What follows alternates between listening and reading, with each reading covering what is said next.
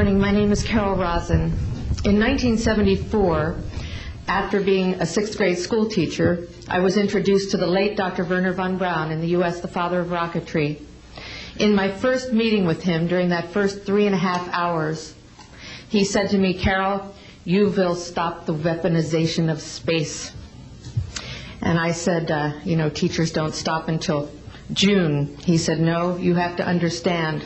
This is February, and we have to prevent the weaponization of space because there is a lie being told to everyone that the weaponization of space is now first being based upon the evil empire, the Russians. There are many enemies," he said, "against whom we're going to build this space-based weapon system, the first of whom was the Russians, which was existing at that time. Then there would be terrorists. Then there would be third world countries. Now we call them rogue nations or nations of concern. Then there would be asteroids." And then he would repeat to me over and over, "And the last card, the last card, the last card would be the extraterrestrial threat."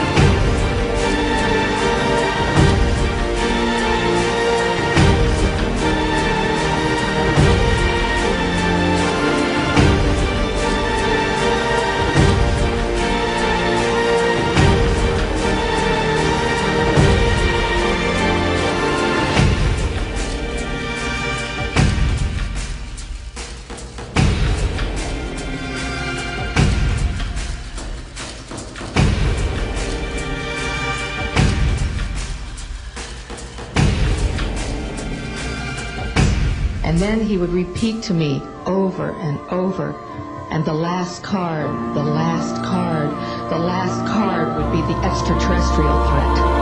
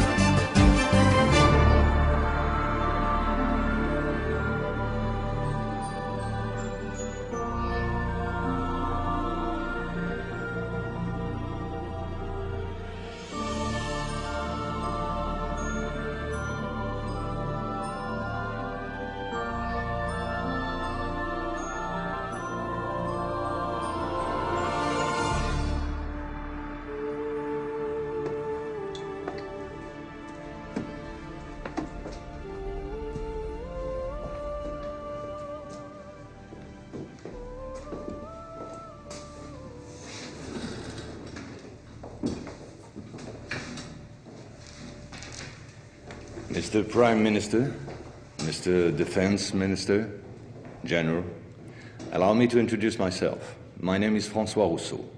I'm in charge of an informal research group, which does not appear in your organization charts. Our president, to whom I personally and exclusively refer, thought it useful, if not necessary, that I clarify for you a certain number of issues.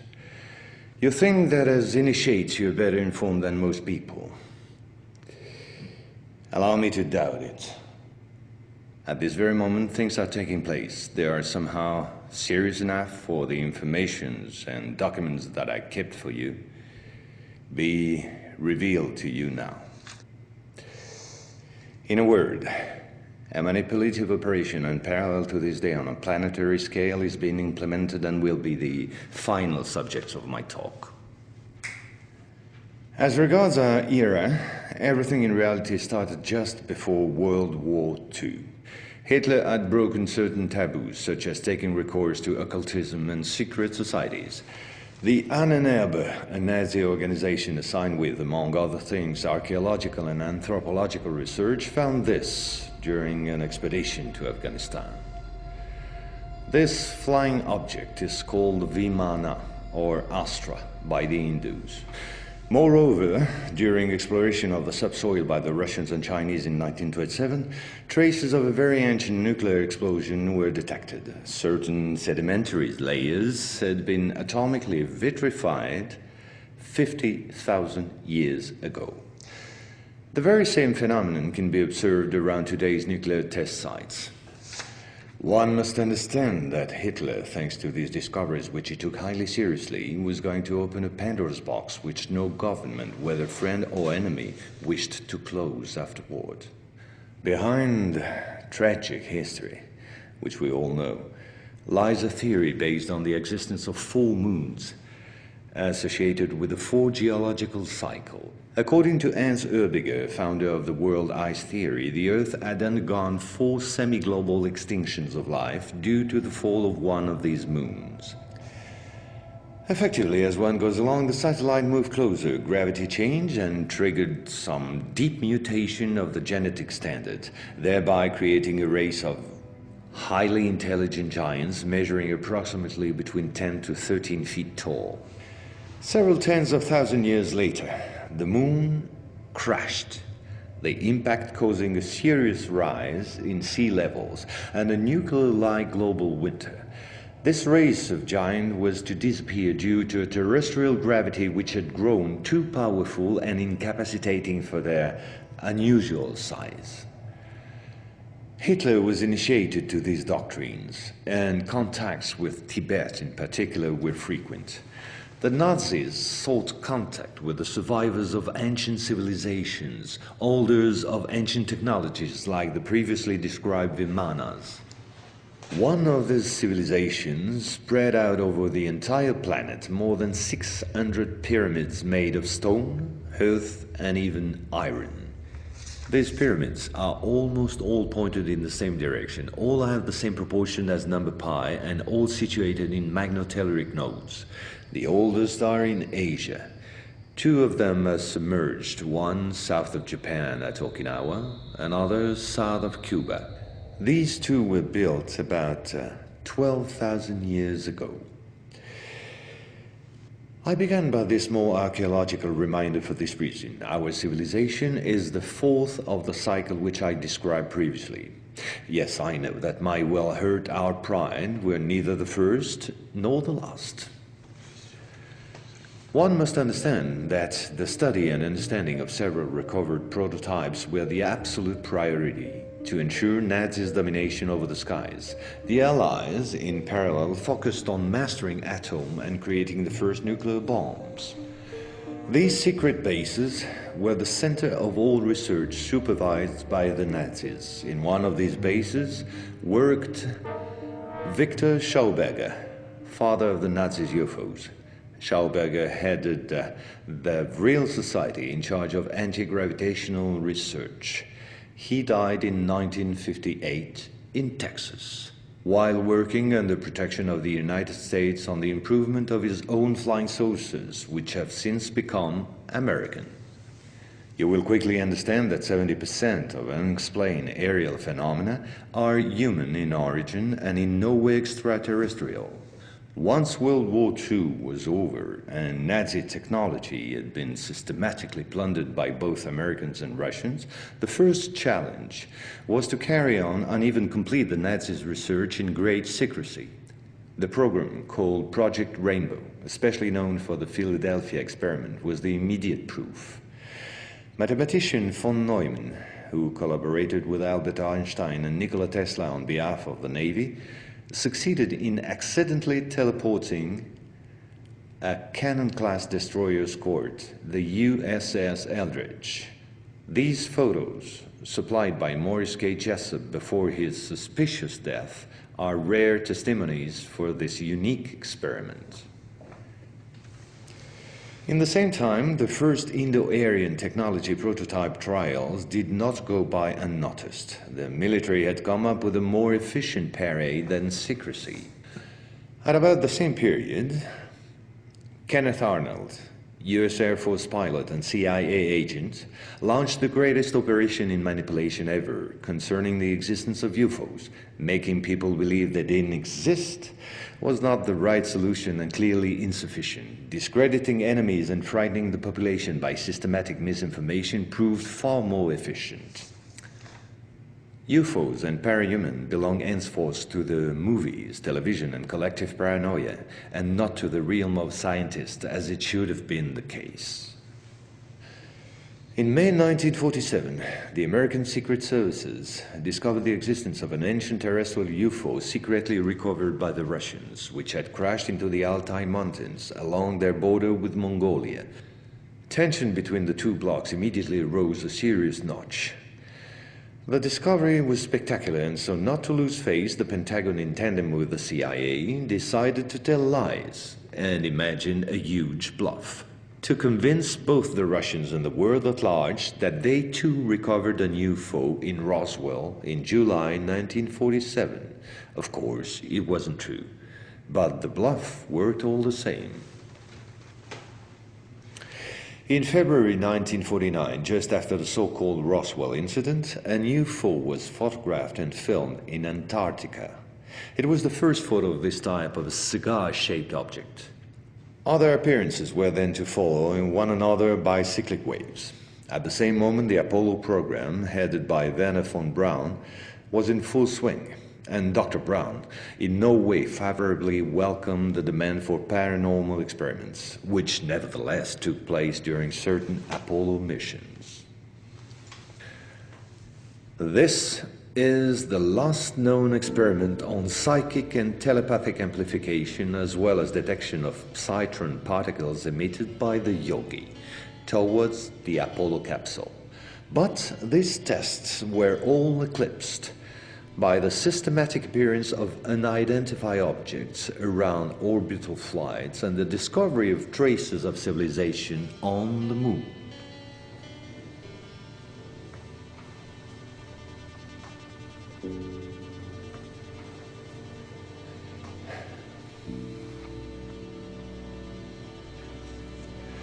NASA had to face an avalanche of data and embarrassing proofs. The only solution was to put everything under the cloak of defense secret. In 1971, the Jason Directive set up a special retouching service whose purpose was to erase all signs of civilizations or ruins on the moon, especially in those photos intended for the general public and the press. In June 1965 has appeared this in a satellite report in the area of Deception Islands, south of Argentina. The Russians tried to sabotage the refloating operation in vain, despite the violence of the confrontation. The flying object was finally brought back to Edwards Air Force Base in California. And 10 years later, the first anti-gravitational drone using magneto-hydrodynamic propulsion, or MHD, made its debut test flight in the desert around Edwards Air Force Base, where a number of prototypes came into being. The Belgians got a small glimpse of so-called UFOs in 1989 and 1990. The incriminating model was a triangular-shaped Astra TR-3B or XR-7, capable of flying in total silence at more than Mach 10.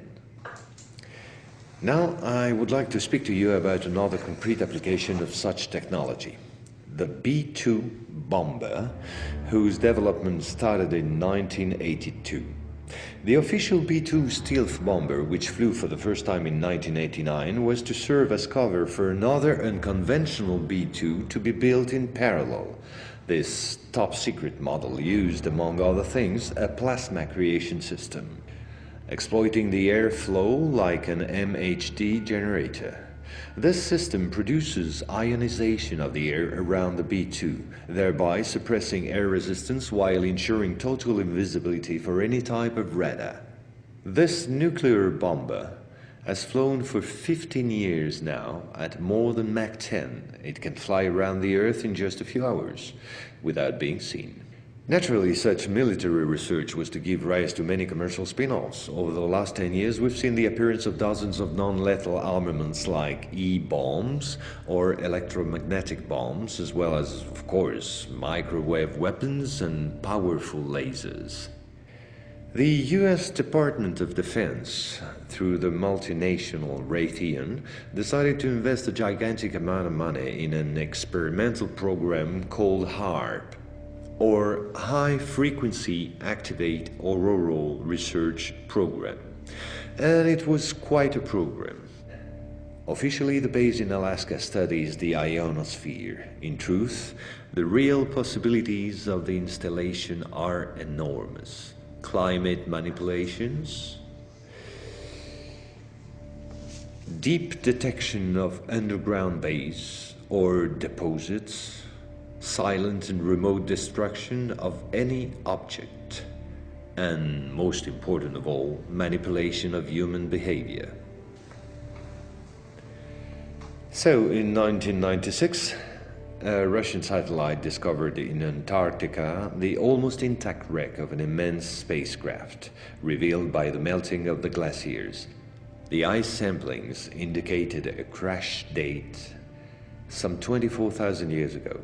At the same moment, a volcanic eruption on the Deception Islands, the same islands as before, forced the Russian to request help from the United States, given the urgency and importance of recovery of the vessel.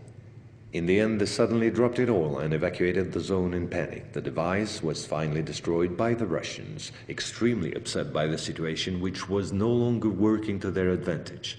No country will have such opportunity again. And this foolish action, as bad losers on the part of the Russians, was only to reinforce the position of the Americans as regards extraterrestrials. If this account seemed somewhat long despite my efforts to simplify, it was absolutely necessary to get to the subject I mentioned previously. The plot known as the Orion Conspiracy. Our research group is convinced that UFOs constructed by the Americans or the Russians will be used to support an hoax attack on the Earth of extraterrestrial origin. The media taking care of the rest, of course. The reason? Once the threats of international terrorism has dissipated, the war economies of the major powers, with the United States at the head of the pack, will need a new enemy in order to still prosper. War on Earth will be replaced by space war against an enemy from beyond. So then, gentlemen, I thank you. A complete report will be handed to you at the exit. As for me, I'll see you again soon for a second update on a quite different subject. Gentlemen.